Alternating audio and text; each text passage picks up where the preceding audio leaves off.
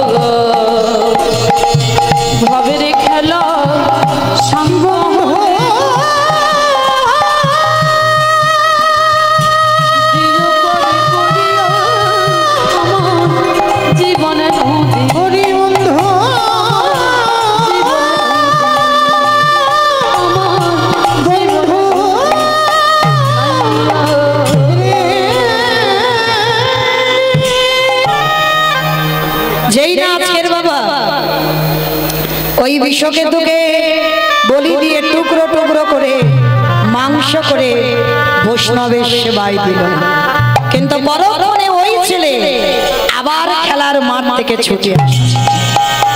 আচ্ছা বলো তো মা, আগে অতিথি সেবা না আগে ভগবান সেবা?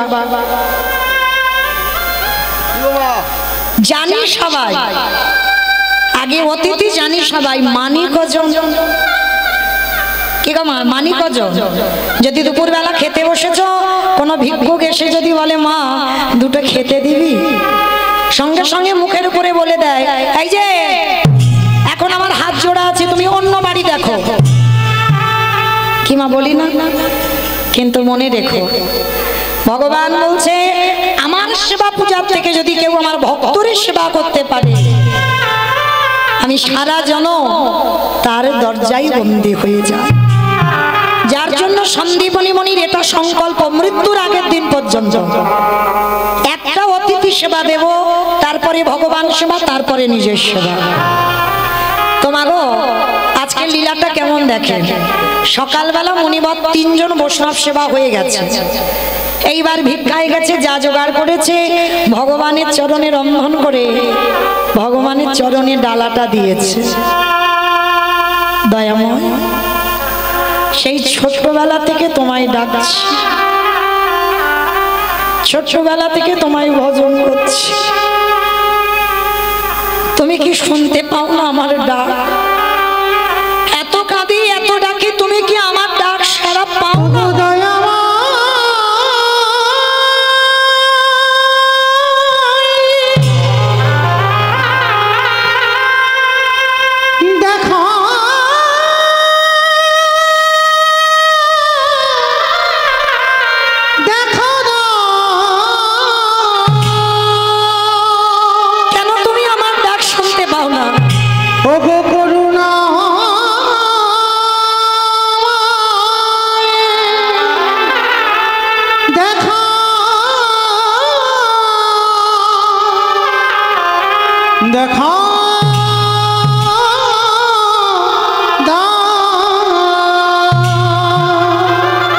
বসে বসে কাঁদি আর বলি দয়াময় তোমায় ডাকতে ডাকতে দম তো পড়ে গেল, চামড়া আলগা হয়ে গেল, চুলও পেকে গেল, তুমি এখনো তুমি আমায় সাড়া দিতে পারো? আমি কোথাও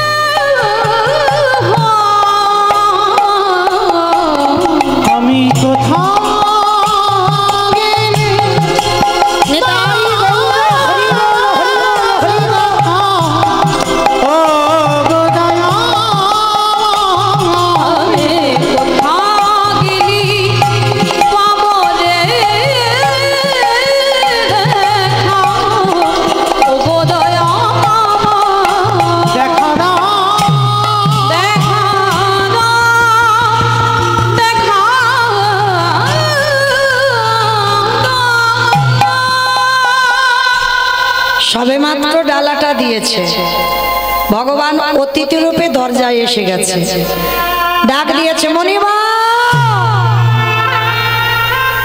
বাড়িতে আছো? আমার ভগবানের ডাক আর মানুষের ডাক আলাদা হবে না? ভগবান যেদিন তোমায় ডাকবে, ওই ডাকটা হৃদয় জুড়ানো ডাক, ওই ডাকটা তুমি কোনোদিন শোনোনি, আর ওই ডাক যেন কোনোদিন কাউকে বলেও দিও না। আপন ভজন কথা না কহিবি যথা তথা। ভজনের কথা তুমি সবার কাছে বলতে পারো না। তো আজকে সন্দীপনী মণি যেই না ডাকটা শুনেছে, ডালাটা ফেলে রেখেছে, ভগবান সেবা পরে হবে, ছুটি এসে দরজায় দেখে না 4 জন বৈষ্ণব। বাবা বাবা বাবা, আজ আমার দিনটা কত ভালো গো। সকালবেলা আমি 3 জন বৈষ্ণব সেবা দিয়েছি, আবার দুপুরবেলা 4 জন। আসুন আসুন আমার ঘরে আসুন। হাই রে, যে নিজের পেটের ভাত জোগাড় করতে পারে না, ভগবান তার বাড়িতে গেছে। ভগবান এমনই তো গো, যার আছে তার কাছে যায় না, যার কিছু থাকে না ভগবান তার বাড়িতে গিয়ে আঁচল পাতে। তা ভগবান আমার কাঙালের মতো আঁচল পেতে বলছে, মণিবর কিছু খেতে দিতে পারবে?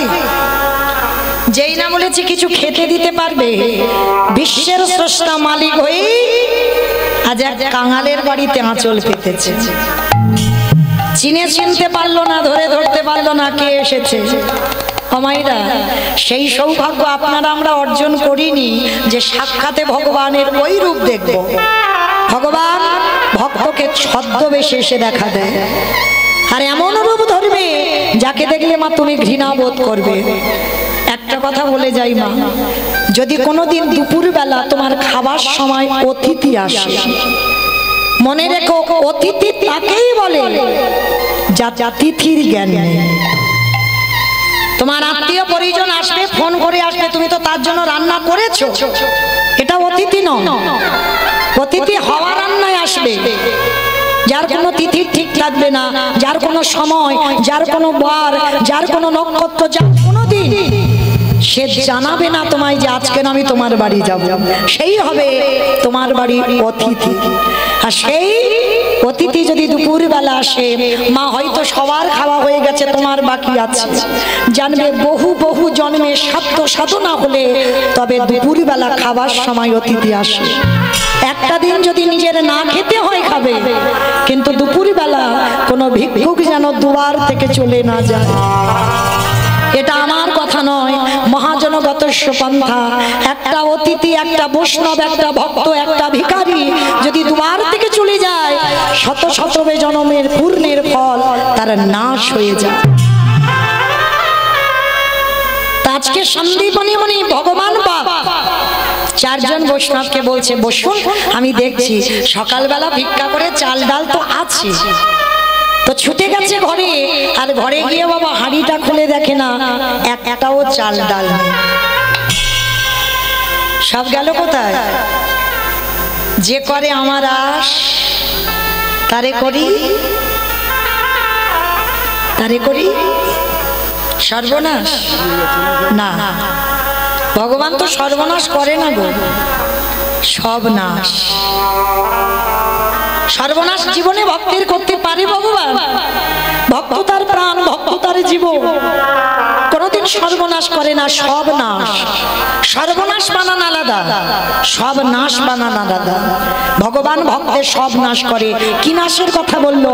তুমি যদি কৃষ্ণ ভক্ত হও, লক্ষ্মী, কালী, দুর্গা, সরস্বতী, মনসা ভক্ত যদি হও পার আছে, কিন্তু কৃষ্ণ ভক্ত যদি হও, সবার প্রথমে তোমার আত্মীয় পরিজন, বন্ধু বান্ধব, যাকে তুমি বেশি ভালোবাসবে, সবার প্রথমে জীবনে তাকে তোমার কাছ থেকে কেড়ে নেবে।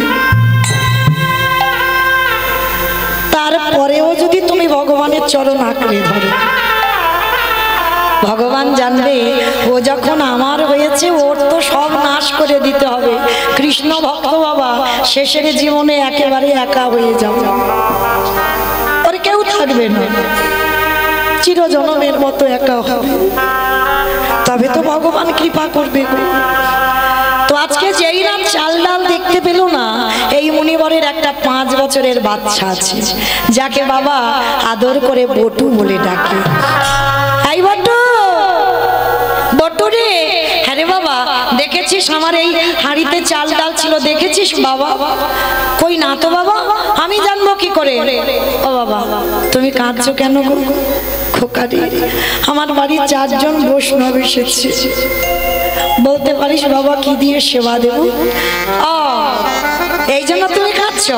দাও, ঝোলাটা একটু দাও, আমি একটু নগর থেকে ভিক্ষা করে আনি। পারবি বাবা তুই? কেন পারবো না? আজকের আমি ছোট বলে পারবো না, কিন্তু বাবা তোমার অবর্তমানে তোমার এইভাবে অতিথি সেবা দিতে হবে। এই জায়গাটা আমার একটু শুনবেন। সন্তান মানুষ করার দায় কার? বাবার না মা? মা। বাবা হলো বীজ, মা হলো ক্ষেত্র বা মাটি। বীজটা বপন করে দিল, মাটি যদি নোনা হয়, মাটির ফসল জীবনে ভালো হবে না। খুব সাবধান মা, এই মাটিটাকে খুব ভালো হতে হবে। কারণ এই যে সন্তানের মা হব, কৃষ্ণ ভক্ত ছেলের মা হব, এটা তো স্বামীর কাছে চাইতে হবে। আমরা তো তেমন স্ত্রী নই বাবা, স্বামীর কাছে তো চাইতে শিখি না। তুমি যে সন্তানটা নেবে স্বামীর কাছ থেকে, তাহলে তোমাকে চাইতে হবে না? তুমি সময়, দিনক্ষণ, তিথি, নক্ষত্র দেখে স্বামীর কাছে আঁচল পেতে ভিক্ষা করতে হবে, স্বামী তুমি আমার গর্ভে একটা কৃষ্ণ বলা সন্তান দাও। দুজনে ভজন সাধন করে গোবিন্দ সেবা পূজা দিয়ে তোমাকে যেতে হবে স্বামীর ঘরে, তবেই তো তুমি একটা সুযোগ্য ছেলের মা হবে। কারণ আপনারা প্রশ্ন করবেন, মৌমিতা তুমি সব তো আমাদের দোষ দিলে, আমিও একটা নারী জাতি, সবটাই আমাদের দোষ। কারণ কোনোদিন আমার বাবাদের দোষ নয়। কেন? এটা আমি মৌমিতা বলছি না, শাস্ত্র প্রমাণ দিল। দেখেন, কশ্যপ মুনির 4টে পাট রানী ছিল।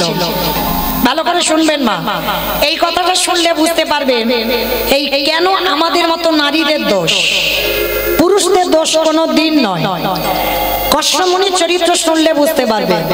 কশ্যপ মুনির 4টে পাট রানী ছিল, দিতি, অদিতি, কদ্রু, বিনতা। 4টে বউ, প্রধানা বউ। তো 4 জনকে রেখে কশ্যপ মুনি 12 বছর তপস্যায় চলে গেল। আর 12 বছর যখন তপস্যায় হচ্ছে, তার 4 জন রানীর কোনো অসুখ ছিল না, সমস্ত সুখ ছিল। কিন্তু মা, প্রতিটা নারীর জীবনে একটা সুখ যদি না থাকে, সে তো সারা জীবন কাঁদবে। বলো তোমার সেটা কি? সন্তান, একটা মা বলা সম্পদ। তার 4টে রানী বসে বসে কাঁদছে। তা যখন 4টে রানী কাঁদছে, কশ্যপ মুনি যেই না ধ্যানে বসে, চঞ্চল হয়ে যাচ্ছে, কিছুতে ধ্যানে মন বসছে না। ঘরে ফিরে এসে 4টে রানীকে ডেকেছে, বড় রানী, মেজ রানী, সেজ রানী, ছোট রানী, এখানে এসো। কি হয়েছে তোমাদের? তোমরা এমন করে ডাকছো কেন? আমি যার জন্য ধ্যানে মন বসাতে পারছি না, কি হয়েছে তোমাদের বলো। 4টে রানী বলছে, স্বামী আমরা 4 জনে তোমার কাছে সন্তানের মা হতে চাই। কশ্যপ মুনি হেসে উঠেছে, বাহ, এই জন্য তোমরা কাঁদছো? কিন্তু শোনো, আমি তো যোগী পুরুষ, আমি কারোর ঔরসজাত সন্তান দিতে পারবো না, তবে আমার পরশে তোমরা মা হবে। মানে কেমন সাধনা ছিল দেখো বাবা। এখনকার জগতের মতো নোংরা জগৎ নয়, তাদের কতটা সাধনা ছিল, পরশ করলে সন্তানের জননী হবে। তো এইবার যেই না বাবা 4টে রানীকে আদেশ দিয়েছে কশ্যপ মুনি, আমি কারোর ঔরসজাত সন্তান দেব না, আমার পরশে তোমরা মা হবে, যাও তোমরা স্নান করে এসো। 4 জনে গঙ্গা স্নান করে এসেছে। গঙ্গা স্নান করে বাবা প্রথমে বড় রানীকে ডেকেছে, অদিতি। বড় রানীকে ডেকে বলছে, বড় রানী বলো তুমি কেমন ছেলের মা হতে চাও? ভালো করে শুনবেন মা, তোমাদের খুব জানা দরকার। বলো কেমন সন্তান চাও? বড় রানী এসে বলছে, স্বামী সন্তান যদি দিতে হয় আমার গর্ভে এমন সন্তান দাও যে ছেলেদের জন্য আমার যেন জগৎ জোড়ার নাম ডাক হয়। বাহ, তুমি জগৎ জোড়ার নাম ডাকের মা হতে চাও, আশীর্বাদ দিলাম। তোমার গর্ভে যারা আসবে তারা সব অন্য কেউ নয়, তারা হবে স্বর্গে এক একটা দেবতা। দেবতাদের মায়ের নাম হলো অদিতি। এইবার মেজ রানীকে ডেকেছে, দিতি এদিকে এসো, বলো তুমি কেমন ছেলে চাও। আর দেখবেন মা, লক্ষ্য করবেন একটা পুরুষ যদি পুরুষকে হিংসা না করে, একটা নারী কিন্তু একটা নারীকে বেশি হিংসে করে।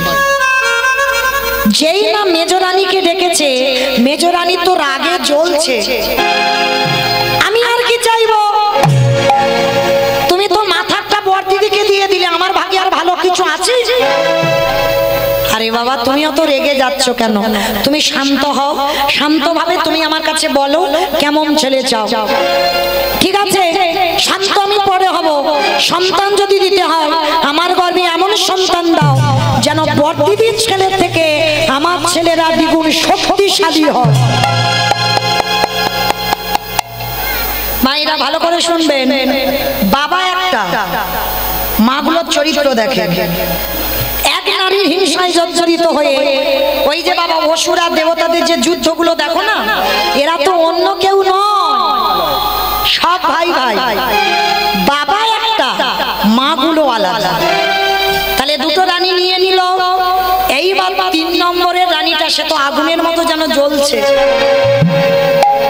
মানে বড় দিদি নিল, মেজ দিদি নিল, তার মাথার কেশ এলিয়ে দিয়েছে, পরনের বসনটা ধুলাই লুটছে, এলুথেলু বেশ, কষ্ট মনে ডাক দিয়েছে তৃতীয় রানীকে। কি যেন নাম বললাম? কে শুনেছো বলো? ভুলে গেছো? তাহলে আমি কি করব? কদ্রু।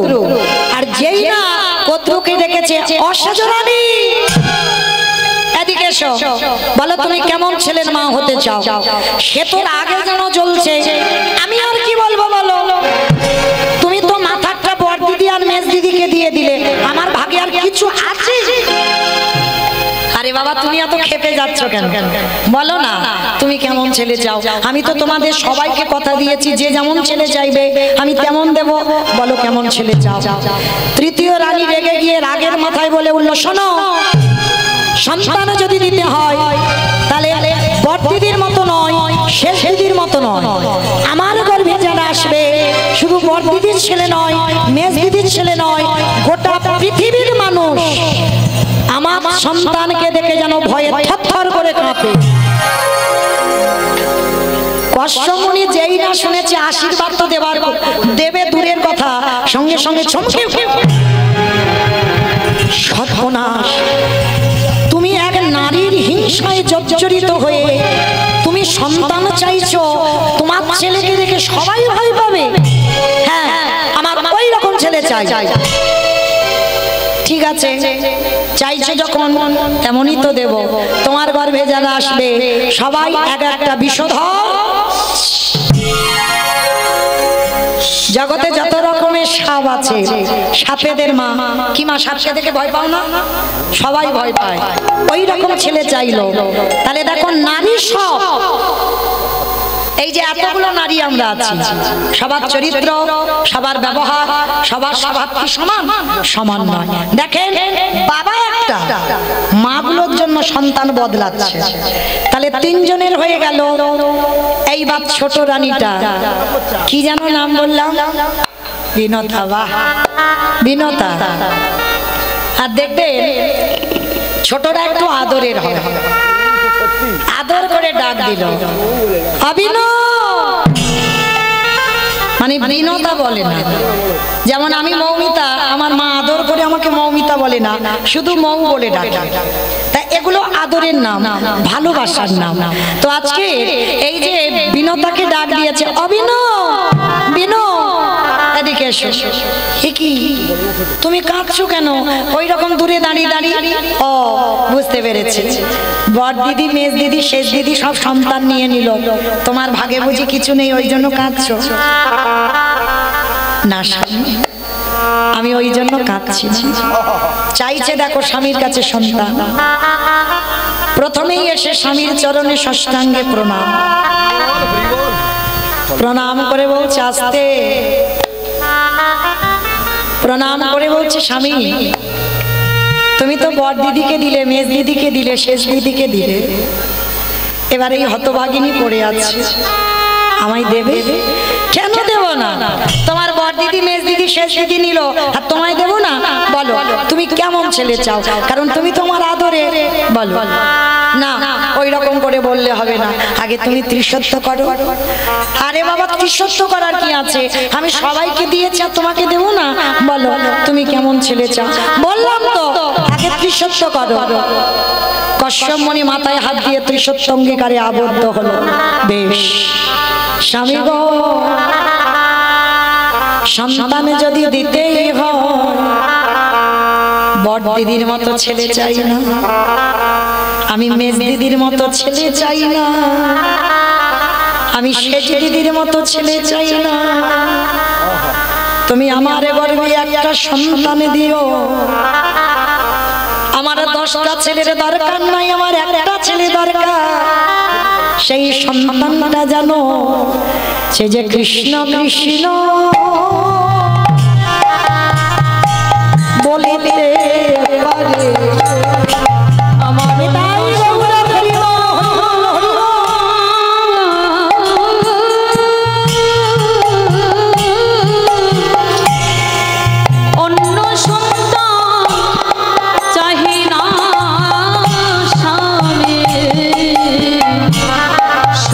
কৃষ্ণ কৃষ্ণ কৃষ্ণ বলে। আস্তে আমার যারা গন্ডি দেবেন, যারা পুষ্পাঞ্জলি দেবেন, এখানে যদি কেউ থেকে থাকেন আপনারা যান, ধীরে ধীরে উঠে যান, গন্ডি পুষ্পাঞ্জলির ব্যবস্থা হয়ে গেছে ওদিকে। যারা কেউ যদি থাকে আপনারা যান, আর যারা বাড়িতে আছেন, যারা গন্ডি কাটবেন, যারা পুষ্পাঞ্জলি দেবেন, তাড়াতাড়ি একটু আমাদের হরিবাসরে আসেন। নিতাই গৌর প্রেমানন্দে হরি বল হরি বল। তো যেই আমার বলেছে কৃষ্ণ বলা সন্তান দাও, সঙ্গে সঙ্গে কশ্যপ মুনি বিনতাকে বুকে ধরে বলল, বিনো এই জগতে তুমি আমার বউ নও, তুমি আমার স্ত্রীও নও, তুমি হলে আমার সহধর্মী। তোমার মতো স্ত্রী যেন জনমে জনমে পাও।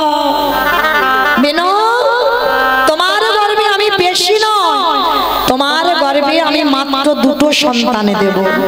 আর এমনই 2টো সন্তানে দেব, শোনো ওই 2টো সন্তান, একটা হবে অরুণ পাখি আর একটা হবে মা গরুর পাখি, একটা হবে সূর্য বাহন আর একটা নারায়ণের বাহন।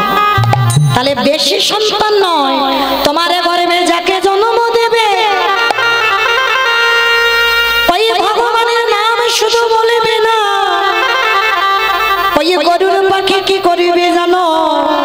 আমার ভগবানকে কাঁধে নিয়ে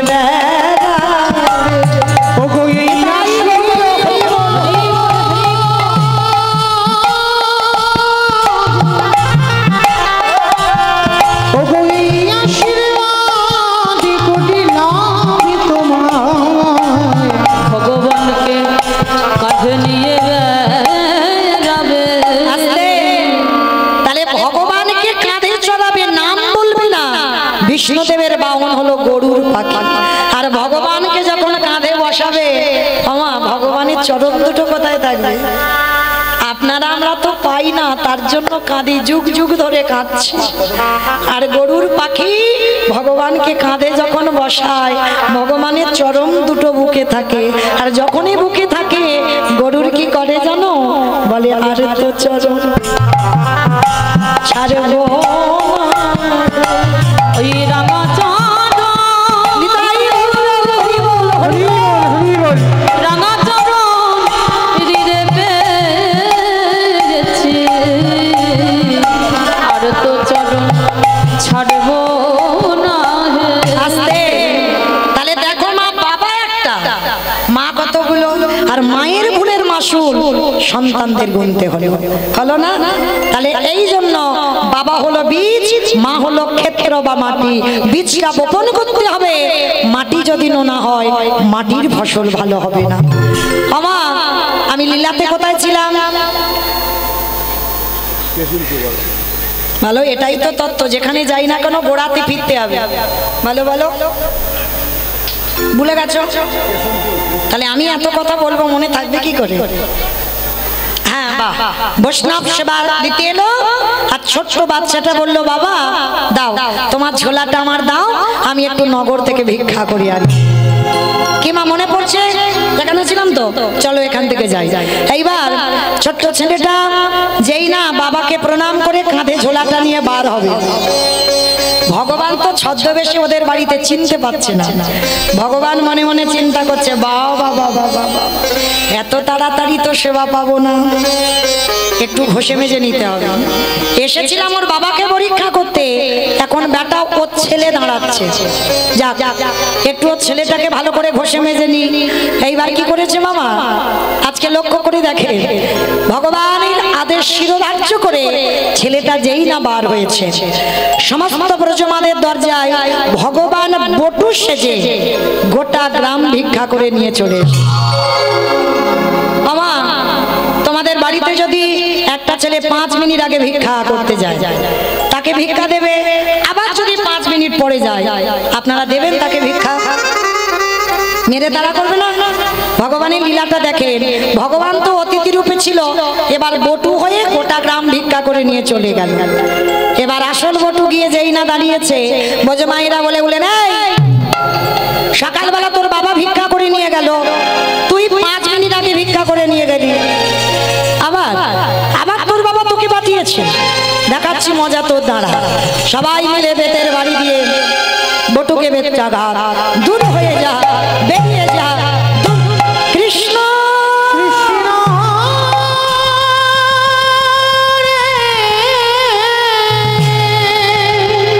এত মারা মেরেছে, ছেলেটার অঙ্গ দিয়ে রক্ত ঝরে ঝরে পড়ছে। বসে বসে কাঁদে আর বলে, শোন কৃষ্ণ, এ জীবনে যদি অতিথি সেবা দিতে না পারি, এ জীবনে রাখবো না, এই জীবন আমি যমুনার জলে ত্যাগ করব। ভগবান ওদেরই বাড়িতে ধ্যানে দেখতে পেয়েছে, এই রে ছেলে যদি ডুবে যায় আমাকে তো কেউ ভগবান বলবে না, না না না, ছেলেটাকে বাঁচাতে হবে। ভগবান একটা পাখির রূপ ধারণ করে কানের কাছে গেছে, তোকে মথুরায় যখন কেউ ভিক্ষা দিল না, চলে যা বৃন্দাবন, আর বৃন্দাবন গেলেই চাল ডাল পেয়ে যাবে। ছোট্ট ছেলেটা যেই না ইঙ্গিতটা পেয়েছে, সোজা যমুনা নদী পার হয়ে বৃন্দাবন, আর বৃন্দাবনে গিয়ে চাল ডাল আলু সবজি যা যা দরকার পুটলিতে করে বেঁধে নিয়েছে। আমা যমুনা পার হলেই তো অতিথি সেবা হবে, অত সোজা নয়।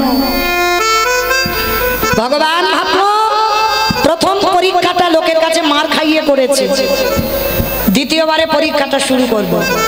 ভগবান কুর্ম হয়ে জলের তলায় বসে আছে। আমার কুর্ম মানে কি গো? কুমড়ো কুমড়ো। কচ্ছ, বেশ, কুর্ম মানে কচ্ছ। ভগবানের তো 10টা অবতার বাবা, সত্য যুগে 5টা, মৎস্য কুর্ম বারাহ নৃসিংহ বামন সত্যতে। ত্রেতাতে 2টো রাম, একটা ভৃগু বংশে যমদগ্নির ঔরসে মা রেণুকার গর্ভে জন্ম নিল ভৃগুরাম বা পরশুরাম, আর একটা ক্ষত্রিয় কুলে রাজা দশরথের ঔরসে মা কৌশল্যার ঘরে জন্ম নিল দাশরথী রাম বা সীতাপতি রাম, আর একটা বলরাম অবতার, তারপরে আর কলিতে একটা হয়ে গেছে বাবা বুদ্ধ অবতার, আর একটা কলির শেষে আসছে কলকি অবতার।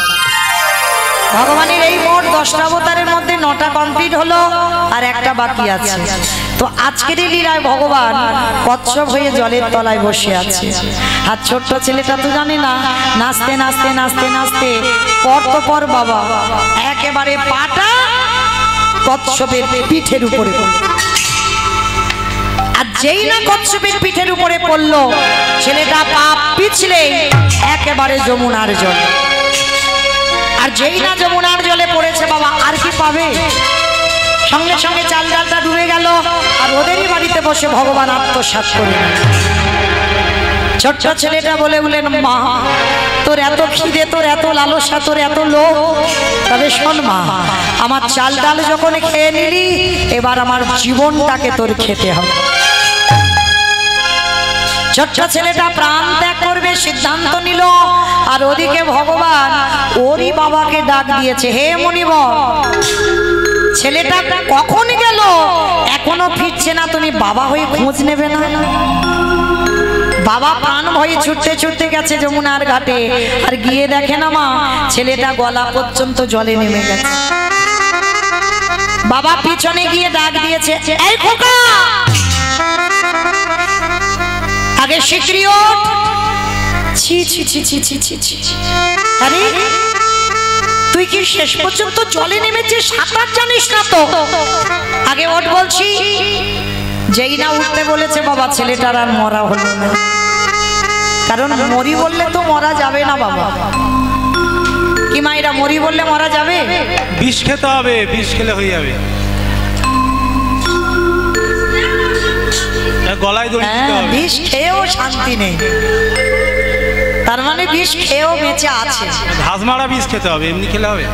ও বাবা, আবার ঘাস মারা খেতে হবে? ঘাস মারা খাওয়ার যাই খাও না কেন, আমি নিজে চোখে দেখা বাবা, ঘাস মারা খেয়েও বেঁচে আছে। জ্বালানি খাও। ও মা, আবার জ্বালানি খাও, কত কি বিষের নাম জানি এটা। তো যাই হোক মায়েরা, যে যাই করো না কেন, একবার যে বিষ খেয়ে হাসপাতালে যাবে, ও দ্বিতীয়বারে বাবা আর খাবার নাম করবে না। তাহলে মরি বললে মরা হবে না, ওই জন্য শাস্ত্রে বলছে বাবা, কেউ খেয়ে মরে, কেউ খাইয়ে মরে, কেউ নিয়ে মরে, কেউ দিয়ে মরে, কেউ শুনে মরে, কেউ বলে মরে, কেউ দেখে মরে, কেউ ভালোবেসে। এই যা যা কথাগুলো বললাম, একটাও কথা বাবা গ্রন্থের বাইরে নয়, সব গ্রন্থের ভিতরে আছে। যদি কারোর জানা থাকে প্রশ্নের উত্তর দেবে। কেমন খেয়ে মরেছিল কে? পুতনা নাকি খেয়ে মরেছে? মানে আমার কীর্তন শুনে কিন্তু গন্ডগোল করে ফেলেছে। খেয়ে মরেছিল বকাসুর, কৃষ্ণকে গিলে খেয়ে নিয়েছিল, আর খাইয়ে মরেছিল পুতনা। স্তনে বিষ দিয়ে এমন করে কৃষ্ণকে খাওয়াতে গেল, বধ হয়ে গেল। তাহলে খেয়ে মরল বকাসুর, খাইয়ে মরল পুতনা, নিয়ে মরেছিল কে? অপশন রামায়ণ। রাবণ বেশ সীতামাকে নিল, 1 লক্ষ ছেলে, শুভালক্ষ নাতি বংশে বাতি দেওয়ার মতো ছিল না।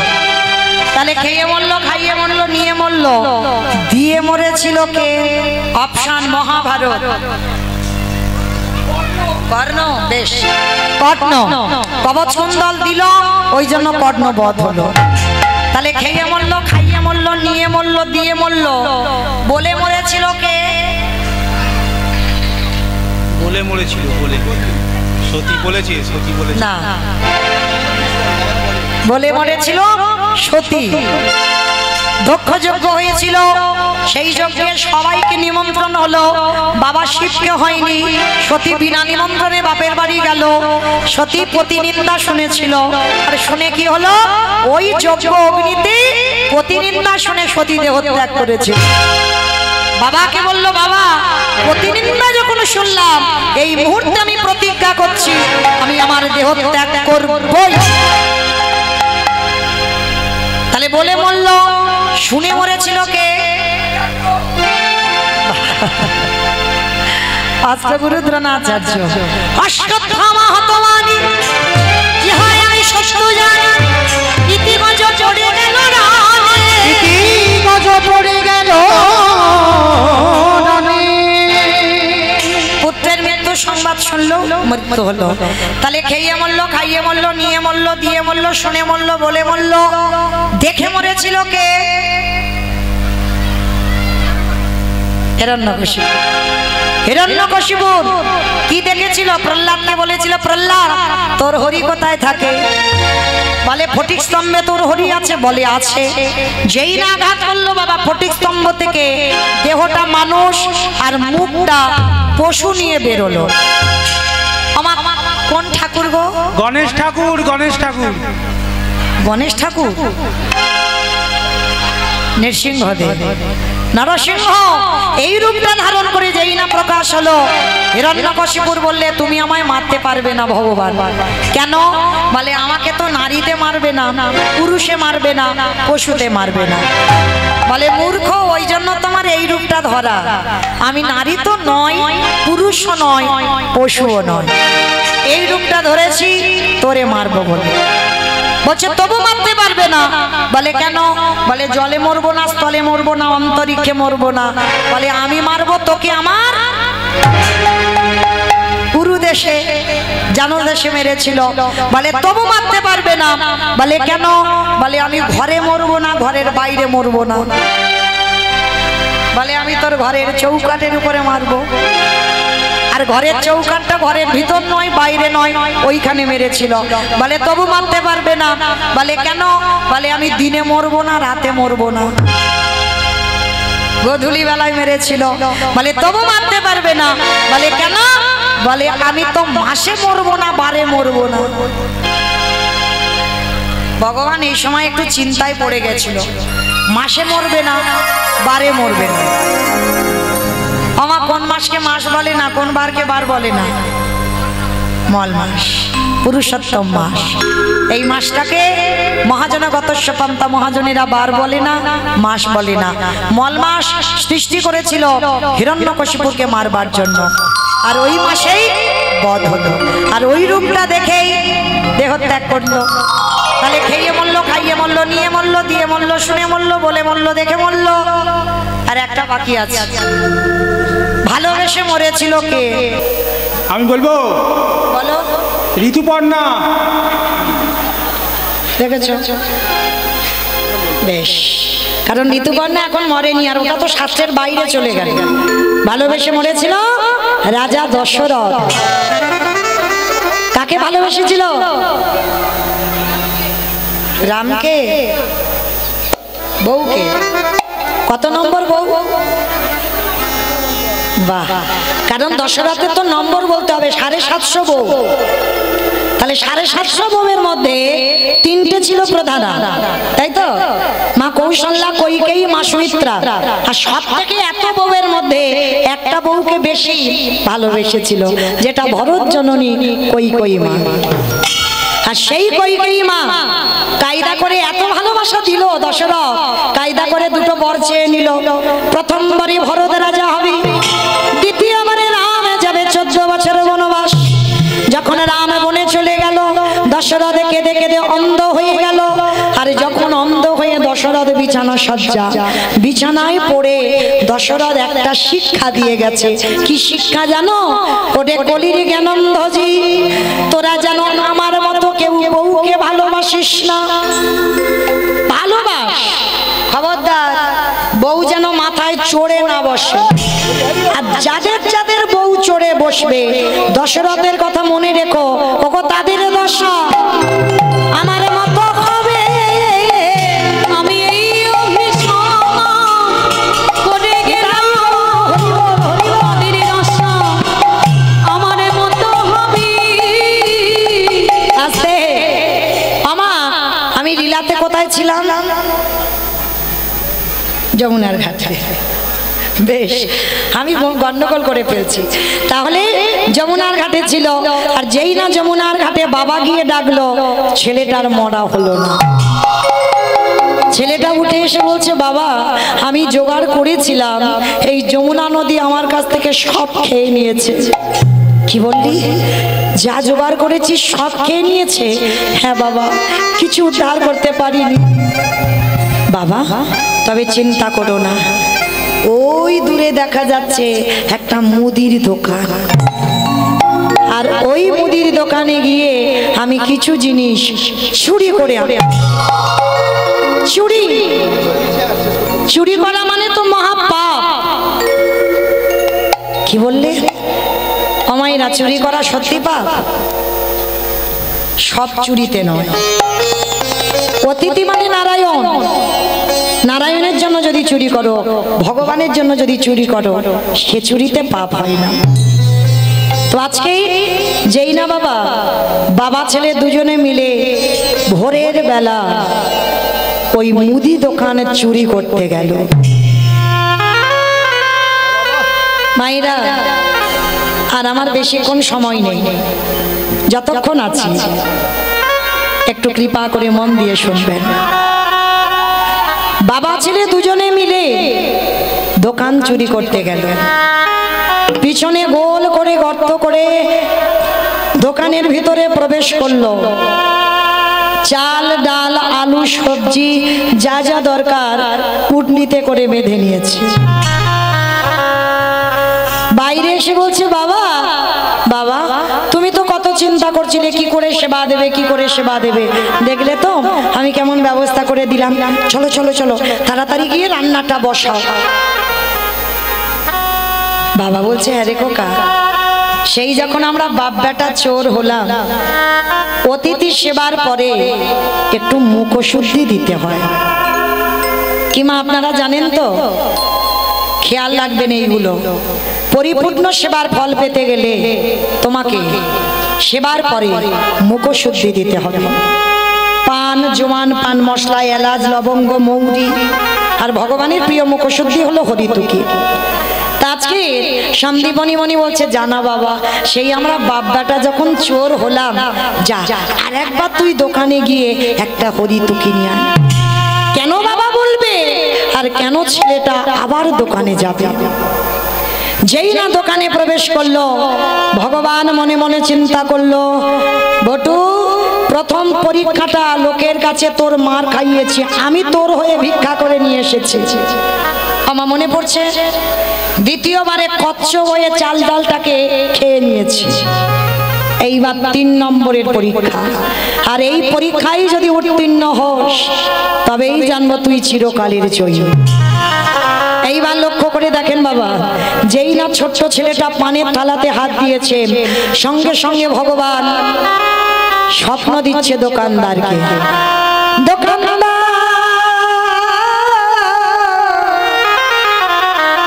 তুমি এমন করে কালে নিদ্রায় ঘুমায়ো না, তুমি জেগে দেখো তোমার মুদি দোকানে কেমন চুরি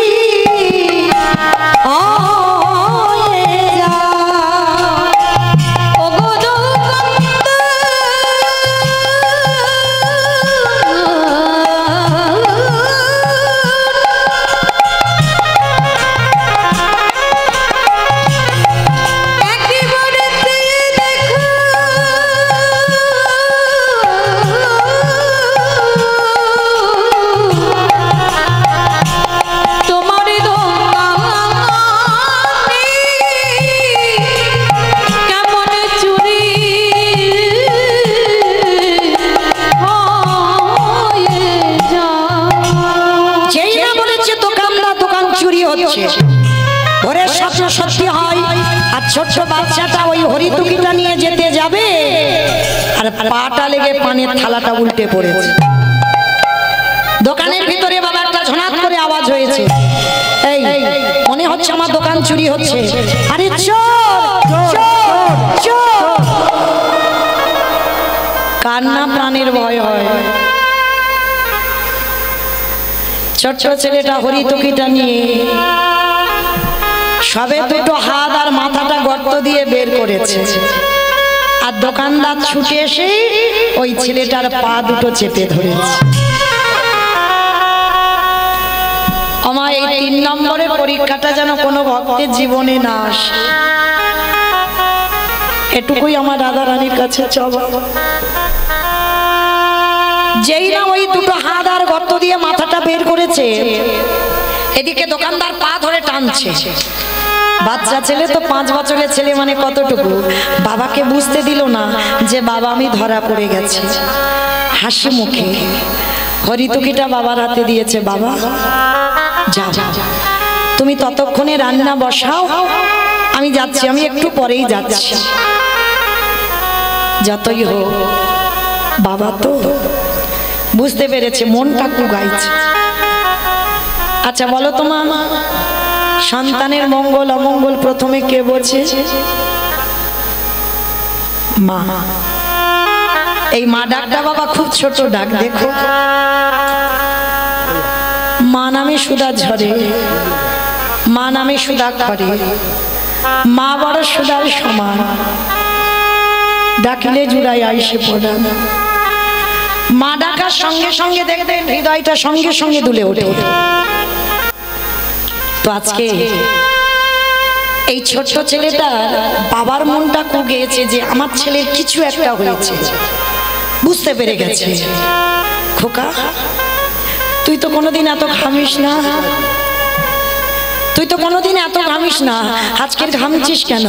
সত্যি করে বল না, কি হয়েছে বাবা? যেই না বারে বারে বলছে কি হয়েছে বাবা, সত্যি করে বল। আর থাকতে পারলো না, ছোট্ট ছেলেটা বলে উঠলেন, বাবা তুমি কিসের জন্য এখনো দাঁড়িয়ে আছো? ততক্ষণে রান্না বসাও, আমি যাচ্ছি একটু পরে। না, আমি হাত ধরছি, তুই বেরিয়ে আয়। ছোট্ট ছেলেটা থাকতে পারলো না, বলে উঠলো, বাবা আমার মনে হয় তোমার সঙ্গে আর কোনোদিন আমার যাওয়া হবে না। খোকা, কি বললি? তুই আমার সঙ্গে যাবি না? তুই আমার সঙ্গে যাবি না? তুই কার সঙ্গে যাবি? যেই না বলেছে কার সঙ্গে যাবি, ছোট্ট ছেলেটা বলে উঠলেন, বাবা আমি যে ধরা পড়ে গেছি। ওরে, আমি বারবার বলেছিলাম তুই চুরি করতে যাস না, তুই ধরা পড়বি। সেটাই হলো। সকাল হলে আমাকে সবাই বলবে আমি চোর, তুই আমার বাবা। তুই চোর, আমি তোর বাবা। সবাই যখন জগতে জেনে যাবে,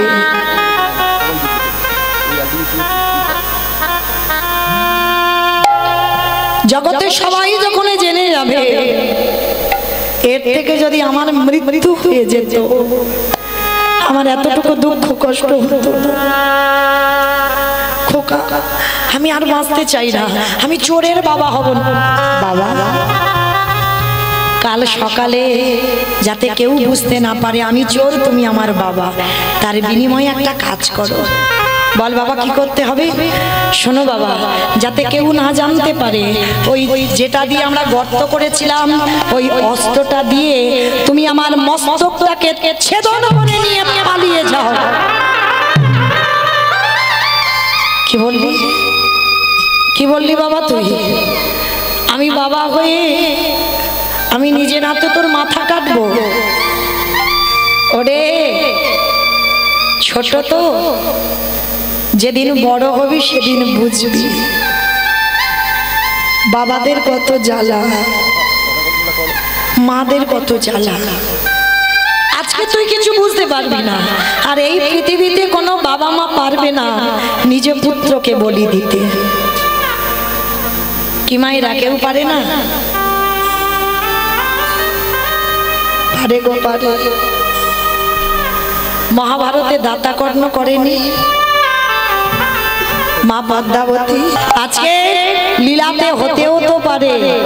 ছোট্ট 5 বছরের বটু বলছে, বাবা হতেও তো পারে সেদিন মহাভারতে পদ্মা মা বুঝতে পারেনি, আজকের হয়তো তুমি বুঝতে পারছো না। যে 4 জন তোমার বাড়ি আছে সেই হচ্ছে তোমার আরাধ্য দেবতা। ধরো অস্ত্র, কাটো মাথা। সন্দীপনী মনি পাগল হয়ে গেল, আর পাগল হয়ে গিয়ে অস্ত্রটা তুলে নিয়েছে। একমাত্র সন্তানের মস্তকটা ছেদন করে দিল। ছেলের মাথাটা কেটে বাইরে পড়ে গেল, আর ছেলের দেহটা দোকানের ভিতরে টেনে। দোকানদাররা বলে বলে নেই, এর গলায় পইতে আছে, তার মানে ব্রাহ্মণের ছেলে। চল, সময় থাকতে থাকতে এর দেহটা বস্তাবন্দি করে যমুনায় ফেলে দে। আর বাবা ছেলের কাটা মুন্ডুটা পুটলিতে করে বেঁধে যমুনার জলে ভাসি। ভগবানের কেমন লীলা দেখো, ভাসতে ভাসতে মাথা আর দেহ এক জায়গায় ঘুরছে। সন্দীপনী মনে গিয়ে মনটাকে চেপে ধরে বলছে, কাঁদবি না, এ জগতে তো কেউ কারণ নয়। অতিথি মানে নারায়ণ, নারায়ণ সেবা কর। ছেলের শোক ভুলে হৃদয় চেপে ধরে রন্ধন করে 4 জন বৈষ্ণব রূপী ভগবান রূপী অতিথিকে ডেকেছে। ভগবানের চোখে এলো জল, এরকম ভক্ত জগতে আছে, নিজ পুত্র বলি দিয়ে বৈষ্ণব সেবা। ও তো জানে না যে আমি ভগবান বলে, ও তো অতিথি সেবা দিচ্ছে। এত বড় ত্যাগ, এর ছেলেটাকে তো আমাকে বাঁচাতেই হবে। ছুটে গেল, ভগবান বলছে দাঁড়াও, ভোর হব হব ভাব, স্নানটা করে আসি। একসঙ্গে সন্দীপনী মণিকে নিয়ে গেছে যমুনার ঘাটে, আর যেখানে গেছে ছেলের কাটা দেহ আর মাথাটা ভাসছে, দেহ আর মাথাটা ভাসছে। আর যেই না বাবা দেহ মাথাটা ভাসছে, ভগবান কায়দা করে জিজ্ঞাসা করছে, মুনিবর ভালো করে দেখো তো তুমি এই বাচ্চাটাকে চেনো? এক বাক্যে বাবা হয়ে পিছন ঘুরে বলছে আমি চিনি না, জানি না, দেখিও নি। এক বাক্যে মিথ্যা কথা। ভগবান বলছে আহারে, বৈষ্ণব সেবা দিতে গিয়ে নিজ পুত্রকে অস্বীকার। শোনো মুনিবার, আমি কিন্তু ধ্যানে বসতে পারি, আর যদি ধ্যানে বসে বুঝতে পারি তোমার সঙ্গে রক্তের সম্পর্ক আছে, আমি আর সেবা পাবো না। সঙ্গে সঙ্গে চরণটা ধরে বললেন, অন্য কেউ নয়, আমার একমাত্র বটুরি দেহ। কি করে হলো? যখন সমস্ত ঘটনাটা খুলে বললেন, বলার পর বলছে দাঁড়াও দাঁড়াও, কান্নাকাটি করো না, তোমার বাচ্চাটাকে আমি বাঁচিয়ে দিচ্ছি। আমার এই ঝোলাতে একটা ওষুধ আছে। মানে সবটাই ভগবানের ছলনা। এইবার নয়ন ইঙ্গিত করে ব্রহ্মাকে বলছে, ব্রহ্মা দেখো তো দেহটা জোড়া লাগাতে পারো কিনা, প্রাণ আমি পড়ে দেব। ব্রহ্মা চেষ্টা করছে, জোড়া লাগাতে পারছে না। ভোলা না, দেখো তো তুমি পারো কিনা। চেষ্টা করছে, পাচ্ছে না। যে নামের নামই স্বয়ং ভগবান, তিনি চেষ্টা করছে, দেহটা জোড়া লাগাতে পারছে না। আচ্ছা মা, যারা লীলা শুনছেন মন দিয়ে বলেন তো, ব্রহ্মা বিষ্ণু মহেশ্বর কেউ পাচ্ছে না দেহ জোড়া লাগাতে, আর কে বাকি আছে? নারদ। বেশ, নারদ বাকি আছে। এইবার ভগবান নারদকে বলছে, নারদ দেখো তো তুমি পারো কিনা। আর নারদের অভ্যাসটা কি গো? হরে মোরারে মধু কৈটবে ভারে, গোপাল গোবিন্দ মুকুন্দ সৌরে উলুদ ধরে। হরে মুরারি মধু কৈটবে ভারি, গোপাল গোবিন্দ মুকুন্দ সৌরে। রাম নারায়ণ মুকুন্দ মধুসূদন, কেশব কামসারে হরে বৈকুণ্ঠ বামন। হরে মুরারি হরে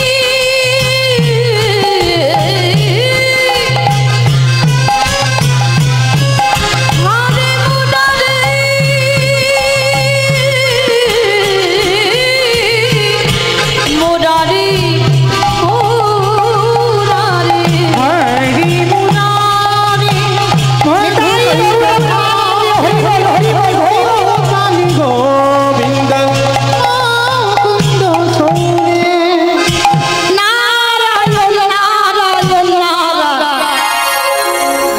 নারদ হাতে মাথাটার আর দেহটা নিয়েছে, এক জায়গা করেছি, আঠার মতো দুটো আটকে গেছে। ও ঠাকুর, এটা কি করে হলো? তাহলে নারদ মনে করে দেখো ত্রেতা যুগের কথা, সীতামাকে উদ্ধার করবো বলে হনুমানের দল আর ভল্লুকের দল একটা করে পাথর ফেলছে জলে, আর সেই পাথরগুলো জলে ভাসছে। কিন্তু মা, যার বউ চুরি হয়েছে সে কিচ্ছু করছে না। একটা প্রেস্টিজের ব্যাপার, আবার ভয়।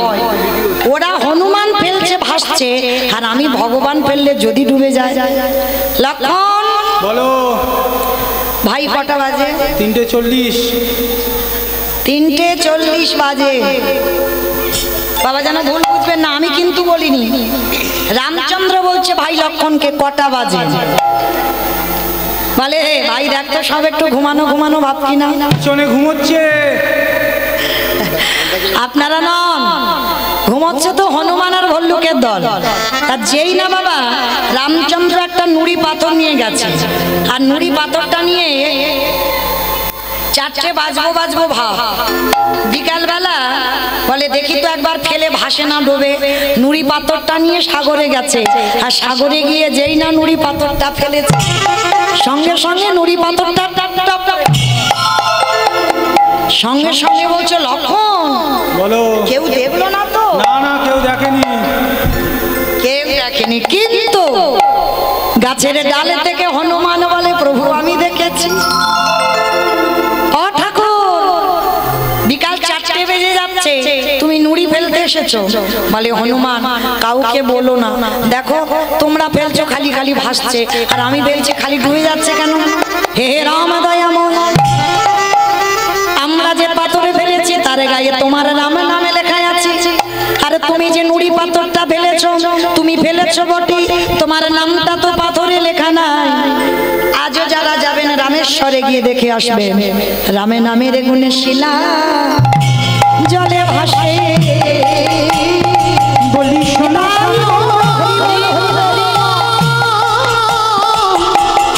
ও দয়াময়, রাম নামের গুণে শিলা জলে ভাসে। ফিরে আসেন লীলায়। এইবার যেই না বাবা নারদ মুনি এসে বলছে ও প্রভু তুমি একটু দাঁড়াও, আমি যাব আর আসবো। এইবার নারদ মুনি সেই মর্তের মাঝে প্রশ্ন করেছিল তার কাছে গেছে, মা সবে তোমার উত্তর পেলাম। বলে কি পেয়েছো? শোনো মা শোনো, হরি নাম যদি শোনার মতো শোনা যায়, বলার মতো বলা যায়, নামের গুণে শিলা জলে ভাসি, নামের গুণে বোবা কথা বলে, নামের গুণে খোঁড়া খেটে চলে, নামের গুণে সংসারের অমঙ্গল দূরীভূত হয়, এতগুলো জিনিস হবে। কিন্তু একটা কথা বলি মা, কীর্তন শুনলে হবে না, গাইলে হবে না। কিরকম গাইবে, কিরকম শুনবে? তরকারি বানাতে পারো, সবজি বানাতে পারো, ও সবাইকে আমাকেও করতে হয়। তেল দেবেন, লঙ্কা দেবেন, জিরে দেবেন, ফোড়ন দেবেন, তেজপাতা দেবেন, জল দেবেন, কাঠ দেবেন, উনান দেবেন, গ্যাস দেবেন, সব দেবেন। কোনটা না দিলে খাওয়া যাবে না? নুন, লবণ। আচ্ছা মা, হঠাৎ লবণের খবর কেন এলো? চোখের জল যদি কারোর মুখে যায় দেখবেন নোনা ভাব। তরকারিতে লবণ না দিলে তরকারির যেমন স্বাদ হয় না। কীর্তন শুনলে হবে না, কীর্তন গাইলে হবে না। ওই লবণ রূপী চোখের জল যেদিন তুমি গোবিন্দ চরণে একটু দিতে পারবে, সেদিন তুমি জেনে যাবে